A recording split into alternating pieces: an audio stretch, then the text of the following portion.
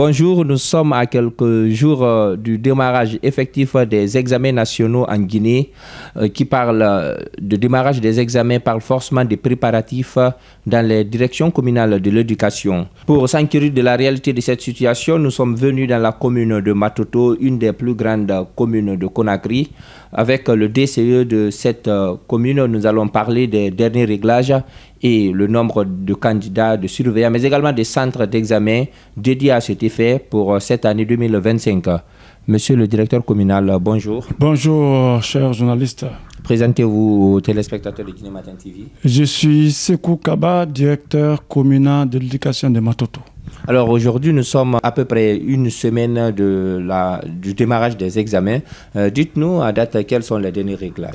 Vraiment, merci d'être venu pour avoir des informations fiables. À l'instant T, les préparatifs sont bouclés. Les centres sont connus. Les PV, les limitables sont déjà sur les tables dans les différents centres. Les cartes sont avec les directeurs d'école. Bref, la liste des surveillants, ceux qui doivent surveiller l'examen d'entrée en septième année dans ma juridiction est publiée à une semaine avant la date butoir. Cela veut dire qu'aucun surveillant ne dira que les dates, je n'ai pas retrouvé mon centre où je dois surveiller.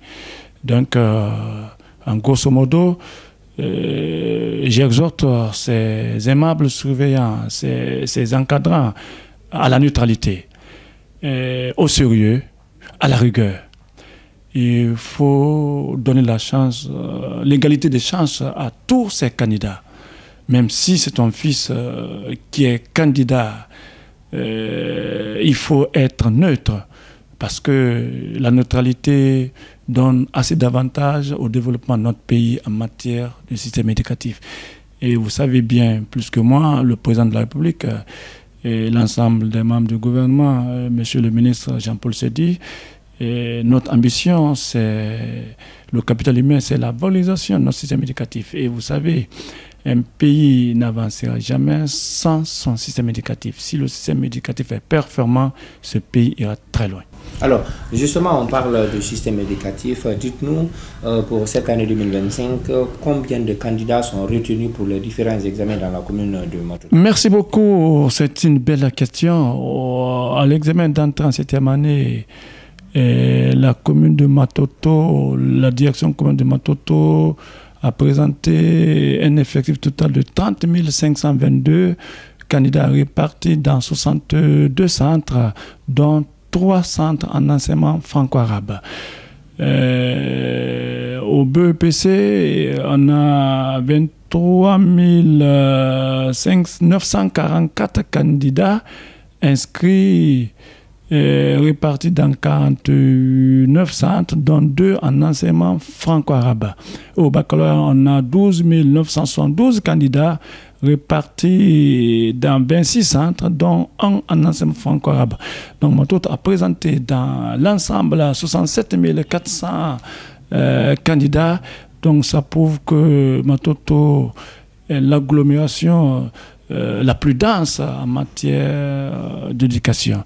Et ça demande assez d'efforts, mais je suis très confiant à travers mes cadres. Les examens se dérouleront dans les conditions requises et les plus méritants, les méritants seront proclamés admis et les non méritants vont redoubler la classe l'année prochaine. L'autre élément très essentiel et très important dans ce processus, c'est le nombre de surveillants. Pour plus de 60 000 candidats pour les différents examens nationaux dans votre circonscription, combien de surveillants ont été retenus? Il y a 2000 surveillants retenus au CE, 1800 au BEPC et au baccalauréat, un peu plus de 1300 surveillants.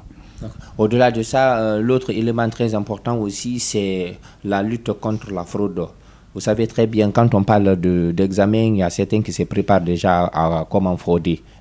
Quels sont les dispositifs qui sont pris ici dans ce sens? Merci beaucoup. C'est une autre belle question. Vous savez, les examens nous sommes en guerre avec les fraudeurs.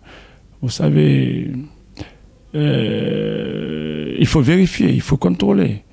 Et ce contrôle et cette vérification seront encore réussis à la ROS.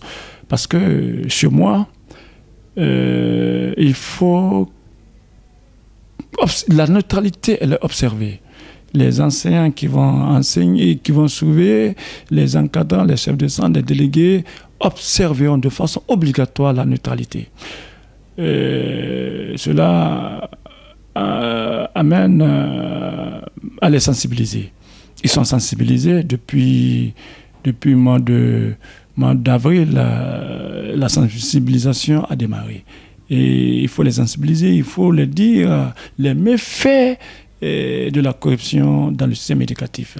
Il faut leur dire l'avantage que le système éducatif donnera au pays si les choses se passent dans les très bonnes conditions.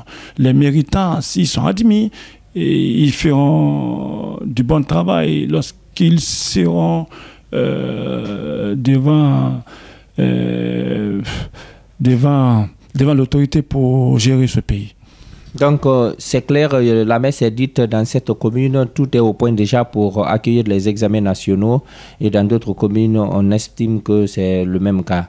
Merci de nous suivre sur Guinée Matin TV et à très bientôt.